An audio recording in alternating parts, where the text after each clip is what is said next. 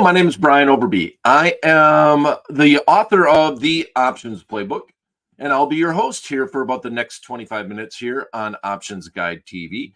Today's date is Monday, January 29th, and last week we foreshadowed a lot of the things we'll be doing this week in that we have all the Meg 7. We have a bunch of Meg 7 stock and mega cap tech companies that are announcing earnings.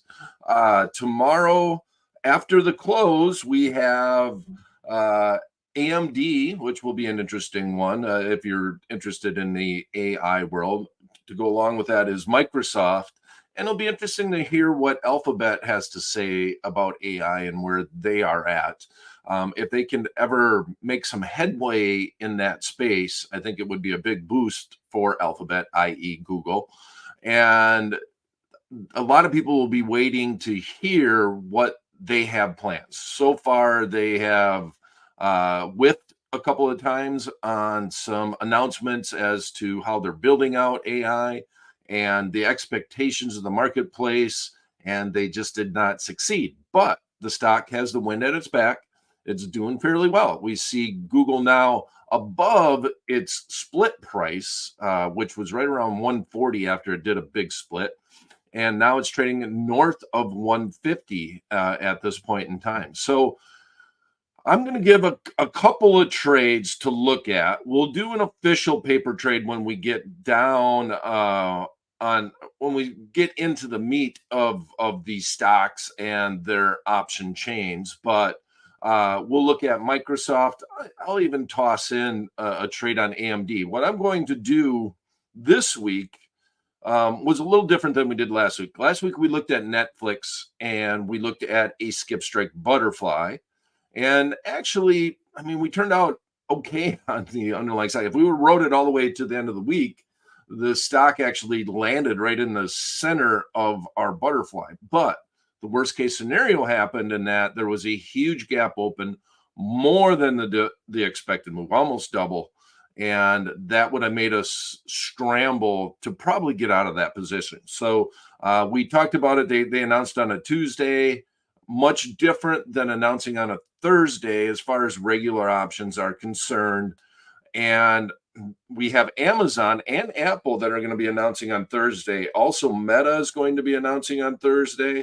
So we got Apple, Amazon, and Meta all announcing after the close on Thursday. So that will be an interesting one in that we will have that opportunity to trade one-day options after this massive earnings announcement. So they'll announce on the close on Thursday. The options will live for 1 day. And that's when I like to look at butterflies. You have such a huge collapse in implied volatility, huge collapse in time decay. And if you're right on your forecast in the butterfly, that's exactly what you want. So as I've said many times on Options Guide TV, when we're looking at the speculative strategies around earnings, this isn't meant to be a staple of the portfolio. But by watching these trades and seeing how they react to implied volatility fluctuations and time decay is just a great learning factor along the way. Now, would I normally go in my own portfolio and just trade all earnings across the board because the Meg 7 are announcing earnings? No, that's not what options are intended to do, but you can learn so much from doing them. Okay. So just want to give that little disclaimer. And on top of it, we're looking at strategies 3 times a week. We do have a stable portfolio that we got to get back to of deep in the money option contracts. And one of the stocks in there we were looking at NVIDIA, which is part of the Meg 7. They're going to be announcing, I think, February 7th. Don't quote me on that, but I think it's February 7th when they announce. But that stock has just gone through the roof. When we were looking at it, it was at 480. It's now at 614. Once again, another AI play, which kind of leans into the AMD, kind of leans me that way a little bit. AMD is the most pricey of the stocks as far as a PE ratio is concerned that's going to be announcing tomorrow. But also probably the most, well, I think we'll see the most volatility. The most implied volatility will be in AMD. But what we're going to look at doing is just a long call spread. So since they're announcing on Tuesday and we have until Friday, this time around, we're not going to look at a butterfly. The Netflix trade would have worked out better if we were closer to the expiration on the option contracts that we were trading. We landed within the range of the butterfly, but it just happened too quickly. It happened on the open, and we had that huge gap open.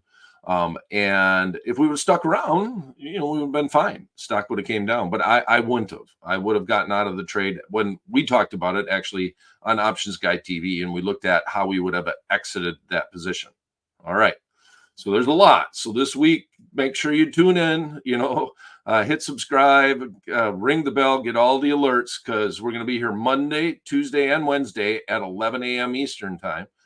So we'll set up a trade for tomorrow we'll look at all three of them, because it's going to be a very simple process to set up the trade. We're just going to straddle the underlying stock. And that's one way that I like to trade around earnings, where I want to take as much of the time value out of the options and just make it all about price. And we'll show you how we're going to do that. We normally do this closer to the date of the announcement. We're going to set them up today, but the same concept would apply if you wanted to wait until tomorrow to put them on ahead of that earnings announcement. But we don't do a show on Tuesday, so we're going to talk about them today. And on Friday, we did a trade that I liked a lot, actually, considering where the SPX is at. And maybe I'll even pull up. Let me see if I got the chart on the SPX. Yep, I already have it up.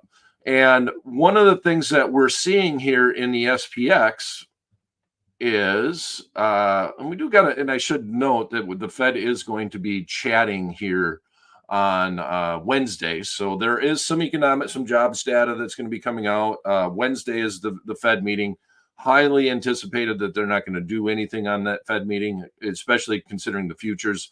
But that still can add, obviously, some volatility. We see the VIX up a little bit, and that's mainly because of that Fed meeting. So the VIX is trading a little bit north of 13 at this point in time, which has a tendency to happen a little bit around these meetings. But with that said, we're bumping up against all-time highs over and over again, trying to break out and trying to decide if we can make it to the upside. And I really think that we're kind of in the doldrums. And so overall, going into next year, almost everybody's bullish if you listen to any of the pundits. But I do think that until we break out and establish a new high, I like the concept of doing skip strike butterflies in the SPX. Now, this would be a trade that I would do repetitively based off of the outlook in the marketplace. The fact that we just keep hanging right around this 4,900 level. We looked at on Friday doing a 1 week trade. So you got 5 trading days. Well, I guess 6 if you include half the day, or 5.5 would be a better way to say it, because we put it on at 11 o'clock on Friday, Eastern time. And we centered it around the 4,500 level, right? So let me go now. We see this. Let me go and look at what we set up. And I already put it in the what if calculator. And so I just don't really see the market in this week busting above 4,900 and then continuing on up to the 5,000 level and breaking through that level. These big round numbers are, even though there's really no methodology or logic that's behind it, it just seems like a lot of the big indexes have problems breaking through these big round numbers. And this is a very big, very round number, 5,000. So because of that, until we get an established breakout to the upside, I want to continue to do this trade like once a week. Go in and set it up either on Friday or Monday, depending on if you're feeling a little wily, if you will. Friday gives you the weekend, gives you a lot of time decay. And then that's the only thing, is you get a lot of time decay over the weekend. So setting it up on Friday will make some sense, but then you got the volatility of the Monday open. And if there's market crashes and all that, they usually seem to happen on a Monday. So, all right, enough said. That's why we put the trade on. This is where we're sitting at. When we went in and put that trade on, the market was right around 4,900. Let me take a quick peek at what I had on my graphic. 4,901 actually. And now we're down a little bit. So right now the SPX, I have it floating around up here, is around 48 and change. So let me see where we're at there. Not going to do it. Markets. Okay. So we have the SPX at 48.9137. So we're down 10 points, which is significant. And because of that, if we go back to the what if calculator, that's actually a good thing to start with. And I want to kind of point that out. Ultimately, we wouldn't mind if we started drifting this way. We were able to get this trade on for a net credit of 80 cents to the account. And I billed it on Friday as an alternative to doing a short spread, not as an alternative to doing a butterfly. And that's the way that I'm approaching this, in that if I sell a short spread and the market starts going up, it hurts. It hurts until that time decay factor really kicks in. And if I was doing a short spread, I would more than likely wait until Monday to put it on. But by doing the skip strike butterfly, we are embedding the short spread into the butterfly. If you want to learn more, go to look at the archives on Friday's show. And this basically puts a hedge in our short spread. As the market comes up towards our short strike, where our risk kicks in, which is right around this level, we have this nice little teepee. To start with, you have the green line here. And if it gaps up to 5,000 today, even, we're going to be hurting on the trade. And as a matter of fact, if that happened today, I would look to get out, because I don't want this risk once we get up towards 5,010. So we're right at the 5,000. Yeah, right at the 5,000 level is where we're going to start hurting. And this is 49.90. So this is where we're good at. 5,000 level is where our risk comes in. And then from 5,000 all the way down to 510, which is where our protection is at. All right. So if we gap up to this range, to start with, that's a bad thing. We ultimately want to be there, but we need to be closer to that expiration date for that to be profitable. Wednesdays, when a lot of time decay happens in the SPX options, and in my experience, you can look at theta, you can do all the theoreticals, but just from trading the SPX for so many years, Wednesday and Thursday, you get a huge amount of time decay. Obviously, Thursday going into Friday is the options got to disappear, and they're very expensive options. Why? Because we have a index that's trading around 4,900. The more expensive the index is, the more expensive the option contracts will be. That simple.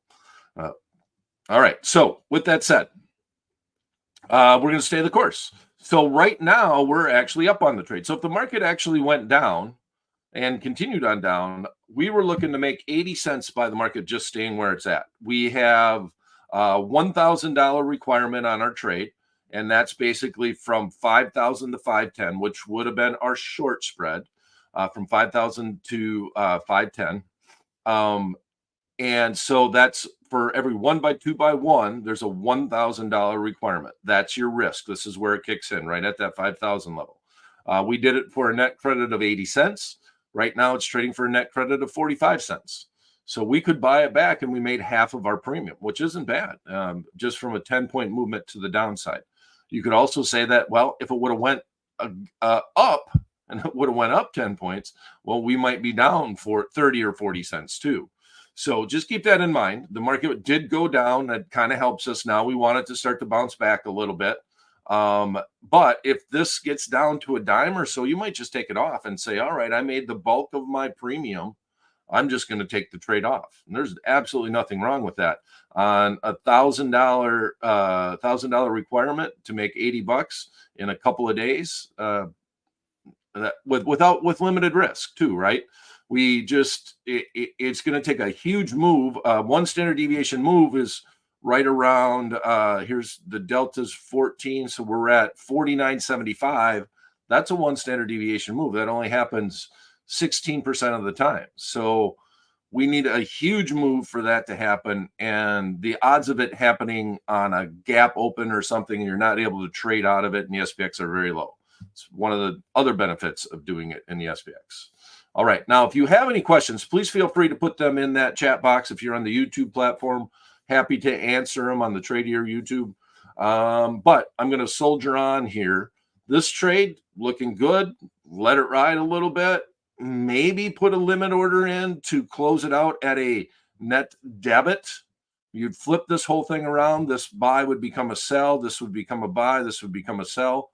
And you would leave that limit order in to buy it around a dime. If you see the market still drifting that way, maybe for the day, that's a very feasible way to trade this. If it starts going on up, well, now we just need time decay and a little bit of implied volatility crunch. I think it'll be real interesting to see what happens on the Fed meeting. VIX should come off. So from Wednesday to Thursday, it's going to be a very interesting day in this strategy. All right. And I keep talking and I need to move on. Here we go. All right. So I am going to run over to the options playbook just for a second here. And we will pull up. So we'll pull out a little bit here on the screen. And then we're going to run to the options playbook. So there we go. And let me switch screens here real quick. And there we have it. So here's the options playbook, which is the companion site to my book, the options playbook, which I wrote, that you can actually go and buy on Amazon. But enough said about that. What we're going to look at doing is a very simple, straightforward trade. Okay, so we're going to look at a long call spread. We're going to stay bullish on some of these names, and I'll let you decide the name. I think I'm going to trade AMD. I think the official paper trade is going to be AMD.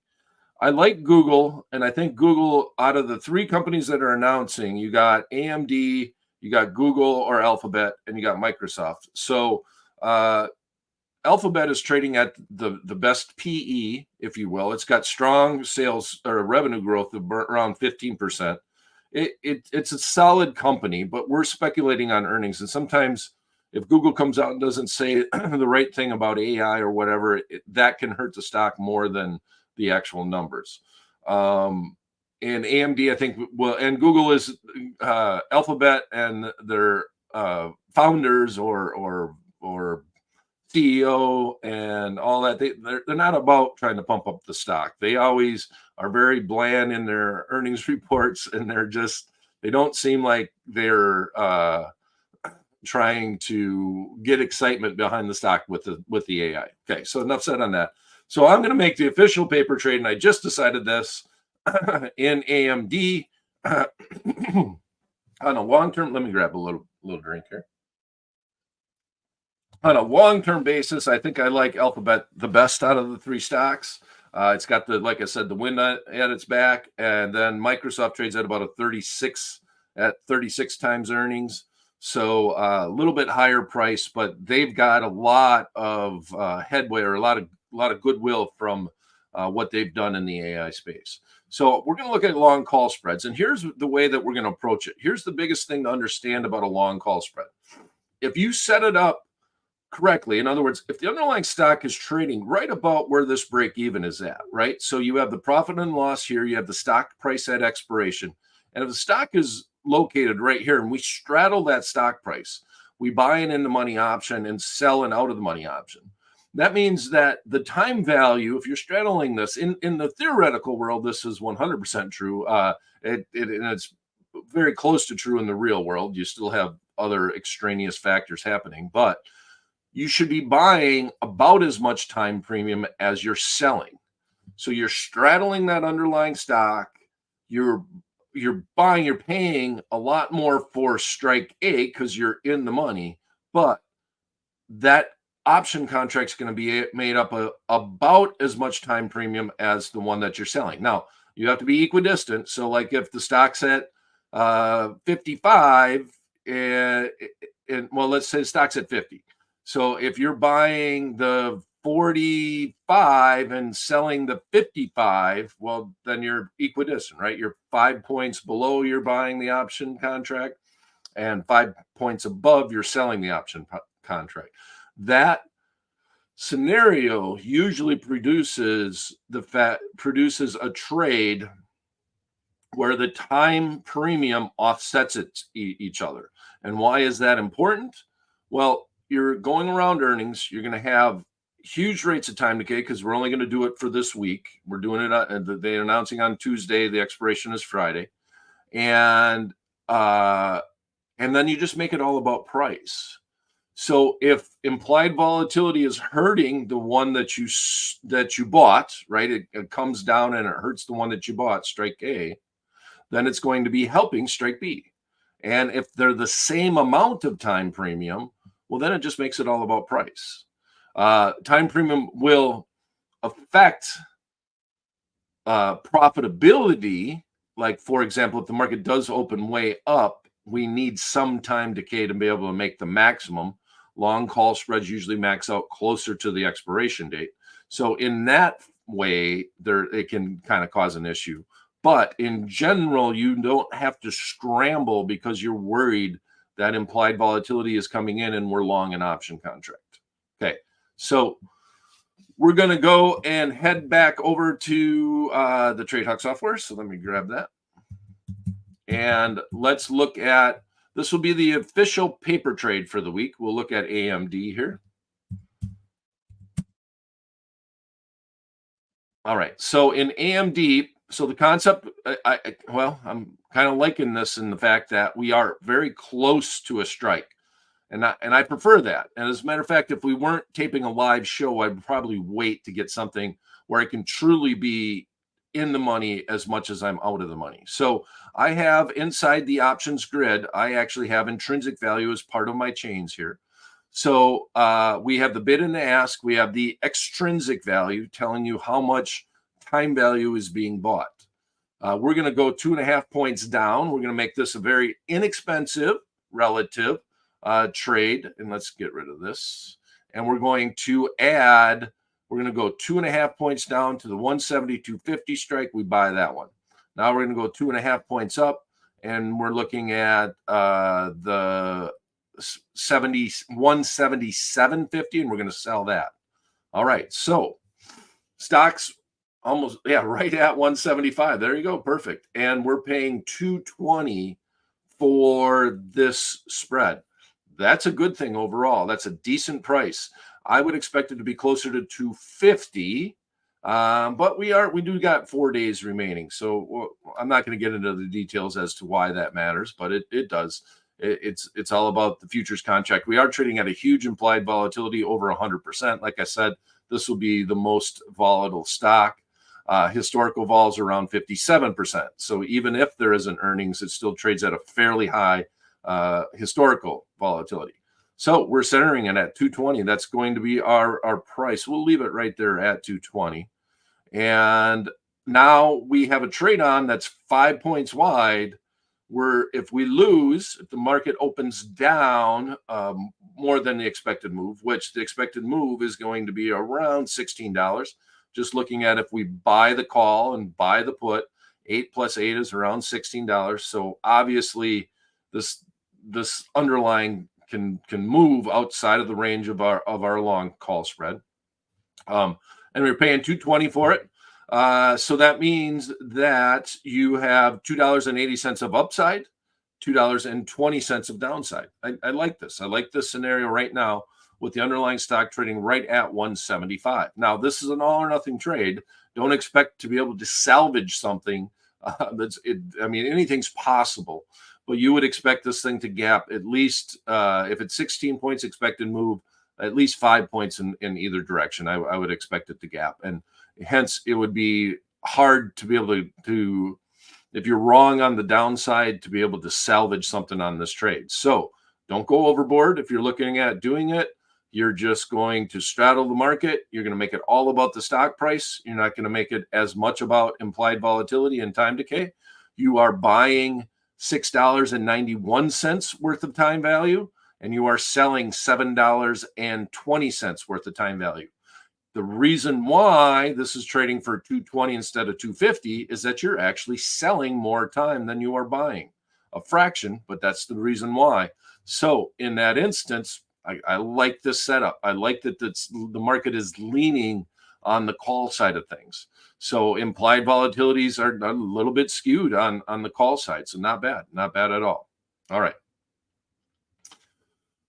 So that AMD, and it's that simple, and you trade it, and if you can get out, if the market opens tomorrow, and let's say it does open up 10, which would be less than the expected move. Now, remember, expected move has nothing to do with direction. You're just using the options to set an over under after the earnings would be the betting terminology that you would use. But I don't care about getting the full 280, right? It's going to be hard to get that last couple of dimes out of the trade. So if I can get $2.40 on this trade, $2.50, I'm going to look to just get out of the trade and not try to salvage and get and battle to get that last 30 cents. Just that, especially on a stock like AMD, because it could whiplash. There's no doubt about it. All right. So the other two stocks that we're going to look at, and I kind of mentioned in the title and also on Twitter, my handle's at Brian Overby. We're going to look at Google. So if I was going to take the same concept on Google, it's now, and that's not bad either. It's trading at 152. We got a 152.55. We can do the same thing. Let's buy the 150. And that's February to make sure I'm in the right expiration, and sell the 155. Now, interesting to see how much different the time premium is, right? Compared to the other AMD that we were looking at. But this is trading at 63% implied volatility. So if we straddle this market, we're looking at paying $3.22 and receiving $2.88. So in this instance, we are selling a little less time value than we are buying. We're in the market. We're looking at $2.37. We got to pay up a little bit more because of that in this scenario. Midpoint is 240. We'll put it right there. 240 would be my number that we would be at. Market is at 150.07. So we're not at the money. So we're leaning a little bit to the bearish side of things, right? If we were at 152.50, this would be a little bit different scenario in here. And that also explains why this value is a little bit lesser than what we're paying for that. But 240 would be the price. That's where we would work it at. That's the midpoint on the trade. 240 to make 260. You don't have the benefit of an extra 50 cents because the market isn't quite at 152.50. So this one is skewed a little bit to the downside. Obviously, not as we don't have a head start, as big of a head start as we did in AMD being right at the money when we were straddling that stock. Okay, and then let's look at Microsoft. Let's see where we're at that. MSFT. And that's a much more expensive stock, so that because of that, there's going to be a lot more intrinsic value. And we're at the 405, 407. Yeah, so this one, I would definitely wait on this one to try to get something that's more at the money, because now we got to, once again, this is even less of a head start if we're trying to be bullish on it. But we'll try to keep it the same here. We're 405, so we'll go 5 points. We'll buy this. We'll just make it real simple. We'll buy the 405 and we'll sell the 410 and make that one 5 points wide too. $2.35. But you see that everything kind of applies here. Once again, we're paying $8.72 and we are receiving $8.03. Midpoint is $2.35.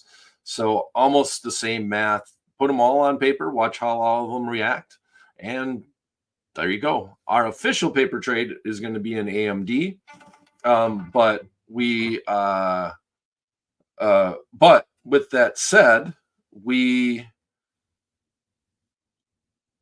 in either of those trades, it's just that simple to set it up when you're just looking at a long call spread. We're not doing anything fancy. At the end of the week, we'll probably look at some butterflies because of what I mentioned, the fact that we can put them together on a Thursday, and you will have 1 day for that contract to actually live.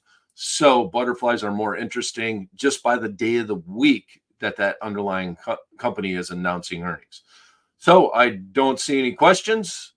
Thanks for coming, everyone. Click subscribe, ring the bell. If you are on the Tradier YouTube platform, make sure you get all the alerts, and we'll see you this Wednesday. See how these trades panned out inside the Tradier Hub at 11 a.m. Eastern Time. Thanks for coming, everyone.